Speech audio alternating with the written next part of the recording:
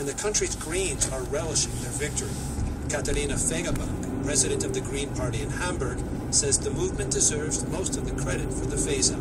Now our policy has become reality, has become a political agenda shared by all other political players, and we should all be very proud of what we have achieved over the last 30 years. Germany's anti-nuclear movement has its roots in the 1960s. It began as a mix of anti-Cold War activists, environmentalists, and locals opposed to nuclear waste storage sites in their communities, and it's gained momentum from other nuclear accidents.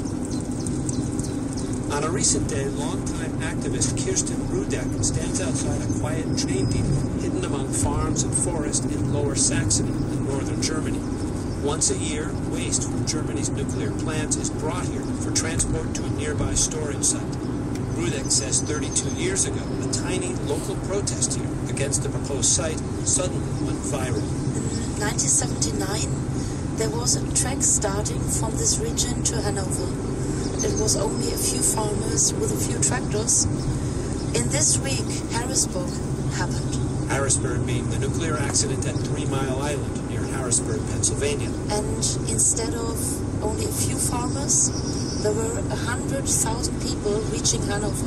The waste storage facility in the village of Gorleben was eventually built despite popular opposition, but the anti-nuke demonstrations have continued with remarkable strength over the decades since, until Fukushima pushed popular sentiment to a point that the government couldn't ignore. But Rudek says despite the decision to phase out nuclear power, protesters need to keep the pressure on to make sure future German governments don't backpedal on the 2022 deadline. I don't believe in it until all nuclear plants are shut down. People might not fight for their rights and just leave it to the parliaments, and this will not work out.